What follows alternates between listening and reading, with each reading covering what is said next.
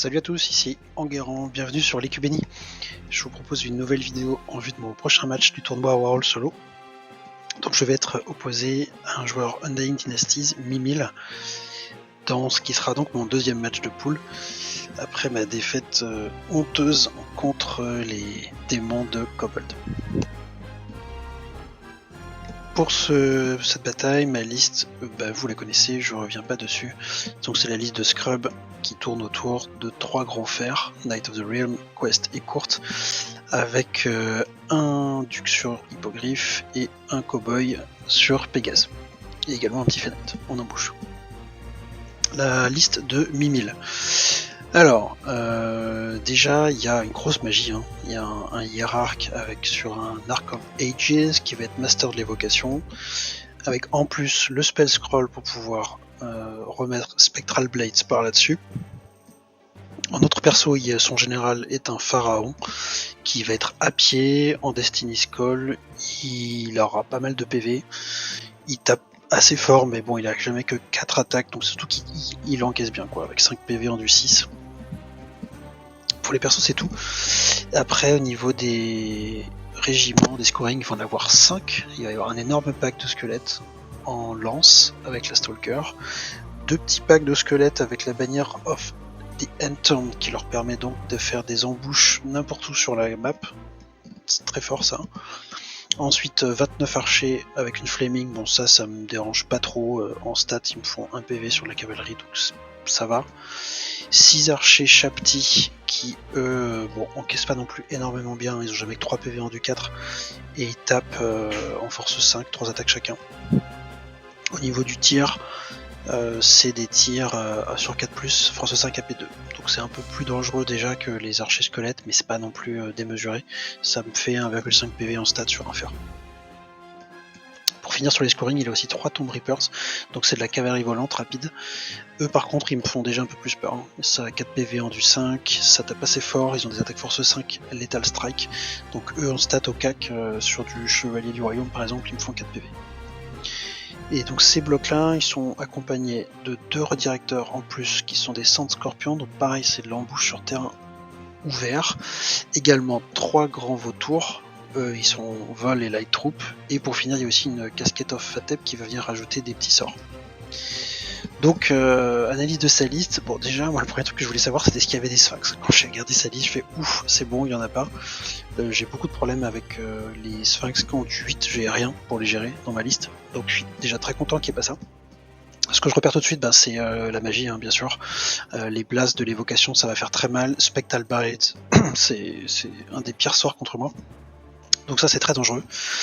Évidemment, le nombre d'embuscades, il y en a 4 qui sont embuscades en terrain ouvert, plus les vautours. Donc ça lui fait 5 redirecteurs, ça va être très compliqué pour moi d'engager. Faire gaffe aux Tomb Reapers, le bloc de 55 squelettes je peux pas rentrer dedans. Sauf setup incroyable de fin de partie avec multicharge, mais c'est vraiment improbable, je considère que c'est un bloc imprenable pour moi. Et donc le tir, pas trop dangereux, je pense que je peux partir du principe que je l'ignore. Et par contre, si on fait le total des points qui dépassent, peut-être que je peux commencer à jouer là-dessus, parce que si je prends les Shapti plus les redirecteurs par exemple, ça peut commencer à faire des points faciles à attraper pour moi, on va dire. Donc analyse pré-bataille, qu'est-ce que je mets comme réponse en face de sa liste? Déjà moi j'ai des menaces, donc j'ai mes fers, j'ai mes persos, j'ai le Fenite, alors qu'en face j'ai que 2 unités qui me font vraiment peur, les squelettes et puis les Tomb Reapers. Donc je pense que je vais pouvoir l'agresser clairement. En plus j'ai beaucoup plus de mobilité, déjà j'ai la distance de charge qui est bien plus élevée, et puis je peux faire du mouvement latéral ou des embouches. Ma magie va être utile aussi. Je vais pas m'appuyer sur le Swarm of Insect parce que de toute façon il touche à 5+, ou à 4+, sans modificateur. Par contre c'est un super match pour Wild Spikes, pour la bête totémique aussi, et également mon héréditaire. Donc je vais avoir des choses à faire en chamanisme. Donc en termes de plan de jeu, je me dis de toute façon le pacte de squelette j'y vais pas. Et si je peux engager le moins de sa magie, c'est encore mieux. Donc en tout cas, il faut que j'attende que les embouches elles soient sorties et que je puisse en détruire une partie avant de vraiment enclencher la partie.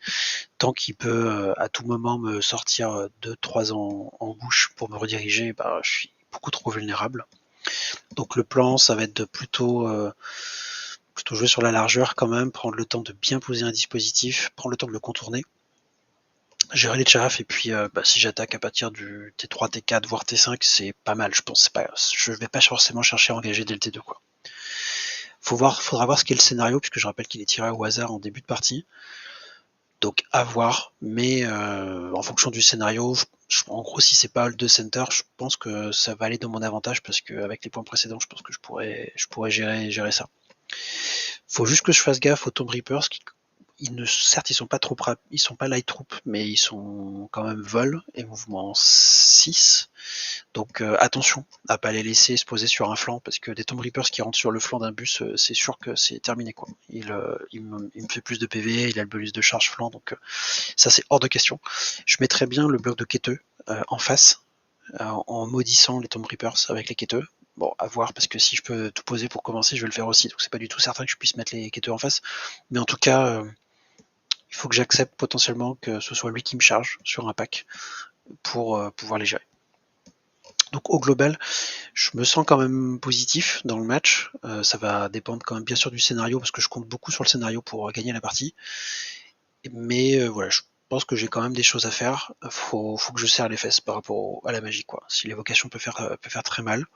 Et j'ai l'impression quand même qu'il n'y a pas trop de menaces en face. Donc j'ai envie d'être raisonnablement optimiste, mais la dernière partie, j'étais aussi optimiste, et vous avez vu comment ça s'est terminé, j'ai perdu, donc je reste prudent. Malgré tout, en tout cas, je vais l'engager, quoi. Clairement, je vais faire cette partie de manière offensive, et je vais tâcher d'aller chercher les points et la victoire, parce que de toute façon, si je veux pouvoir avancer dans le tournoi, c'est déjà mon deuxième et dernier match de poule, et étant donné que j'ai perdu donc 13-7 à la précédente, faut que je le batte, quoi. Et voire même, si je veux sécuriser le truc, faut que je le batte avec de la marge. Donc on va tout donner, et puis j'espère que je vais pouvoir passer cette étape de la compétition. Et maintenant, la petite pastille roleplay. Donc je voulais vous parler de Lambert et de Kawasaki. Bon, déjà, la bonne nouvelle, c'est que Lambert et Kawasaki sont sortis, même s'ils ont été mis hors combat lors de la bataille précédente. Ils sont sortis, c'est Gérard qui les a récupérés sur le champ de bataille. Et donc, ce qu'il faut savoir, c'est que Kawasaki, c'est un Pégase qui est assez vieux, hein. On dirait pas comme ça sur l'image, mais il a au moins 200-250 ans. Donc il sert la famille de Lambert depuis très très longtemps. Et Lambert, lui, c'est un héritier aussi, comme Enguerrand. La famille de Lambert s'est enrichie parce qu'ils ont pillé des tombes des rois des tombes, justement, des Undying Dynasties. C'était des croisés qui sont allés récolter tout ce qu'ils pouvaient dans des lieux sacrés. Ils ont ouvert des sarcophages, ils ont outragé des cadavres féminins, ils ont fait tout un tas de trucs peu recommandables, et ils ont chouré un maximum de bijoux. Kawasaki lui se souvient très bien de tout ça, parce qu'il a une super mémoire, contrairement à Lambert qui lui déjà n'a pas connu ça, et puis de toute façon qui n'a pas une très bonne mémoire du tout. Et donc Kawasaki, apprenant qu'il en allait affronter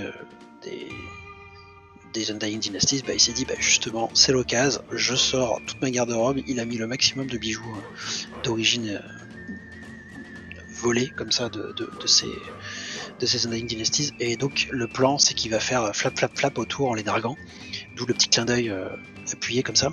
Le but c'est de leur faire perdre leur sang-froid. Est-ce qu'on peut considérer qu'ils ont du sang-froid? Je sais pas, est-ce qu'ils peuvent avoir le sang chaud? Mais voilà, le plan de jeu c'est ça, c'est coucou, je suis là, regardez ce que j'ai sur moi.